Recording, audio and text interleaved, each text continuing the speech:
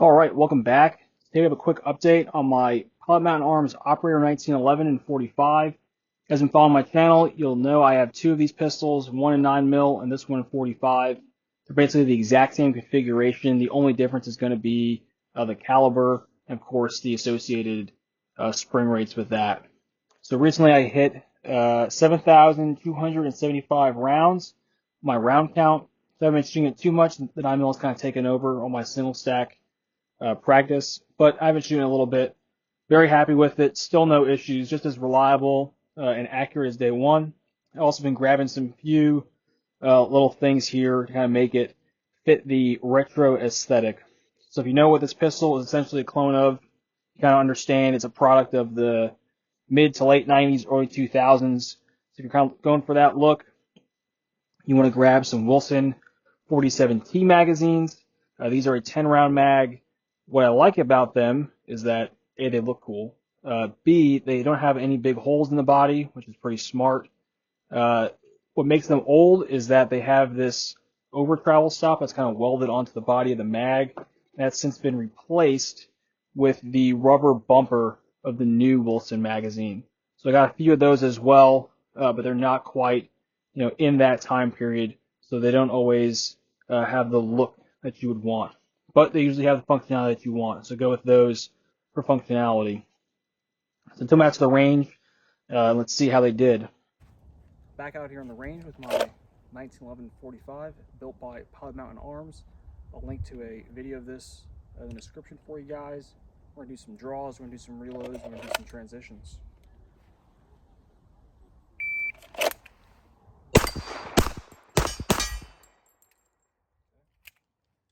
That's looking good.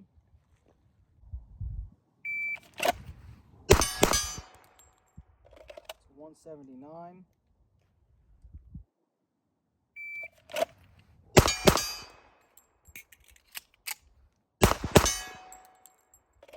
Okay, 501. That was the first shot in that reload.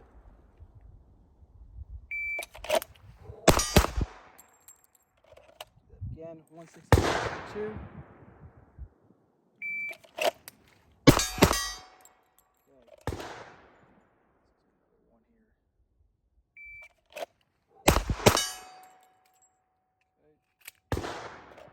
I'll do two, reload two.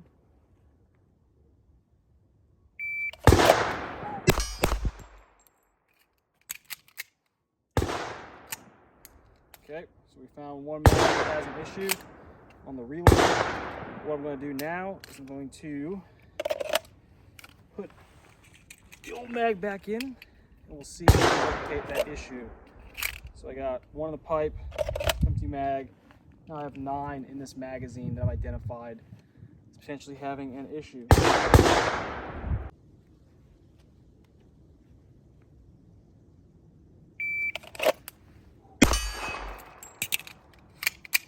Yep, again, okay. So we see we got that feed issue. That is all coming from that magazine not having sufficient tension in there. So this mag with the dot on it is going to be a no-go. Right, the whole stack's no good. So sometimes it's not your gun, it's the mag. I've already found one magazine that's a problem. We'll eliminate this one from the stack. All right, let's get back to work. So we see, you get an older magazine. It's not always a good mag. However, we can kind of test that without even going to the range.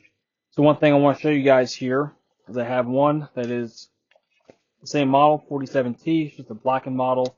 And we're just going to rack this slide. And we see that slide stop jumps right up in there and locks the slide to the rear with good engagement as it should. Now, let's see a mag we also just got here. Same model, right, just uncoated. How does this one work?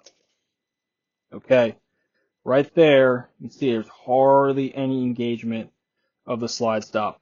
So that is not good, right? This magazine is probably fine for plinking at the range. It might feed all 10 rounds okay, but the fact that I'm not getting enough engagement in the slide stop to lock the slide to the rear is telling me before I even shoot it that magazine is probably a no-go. Probably gonna have malfunctions with it.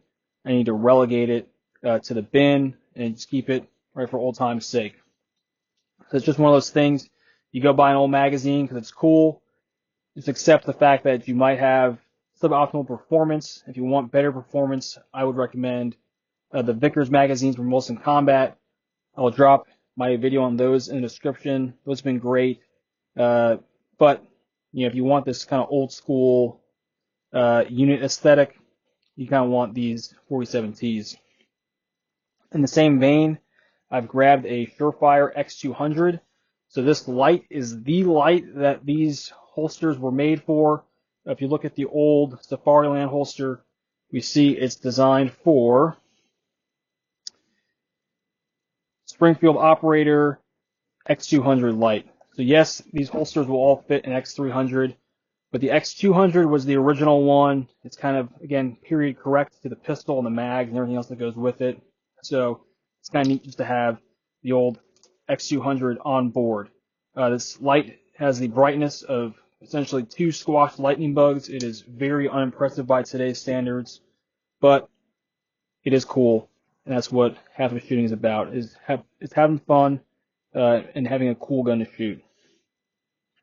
To go with the kind of aesthetic, you still have this old Safariland holster. This one has the Cordura wrap in Ranger Green. Pretty neat holster here. I like it. And I grabbed one of these ALS holsters that is molded in Ranger Green. So this is a pretty badass holster. I like ALS. I added my nub mod, and I just put a little piece of tape on it to keep from wearing down the finishing more than I have to. So really good modern holster, ALS only, and a little bit less modern holster, SLS only, both of which kind of fit what I'm going for with this pistol. Again, I have over 7,000 rounds through the gun with no issues. I'm shooting 230 grain ball. I'm using good magazines, and if I'm not, I know I can directly attribute what is wrong with the pistol to the magazine. So I'm very, very happy with my experience with Pod Mountain Arms as a customer and as a shooter. I think these are really great pistols you guys can get and kind of rely on for a long time to come, and also understand you're getting a custom gun that is made for duty use in a way that I think a lot of other guns in the same price point are not. If you guys got any questions, let me know in the comments. Thanks.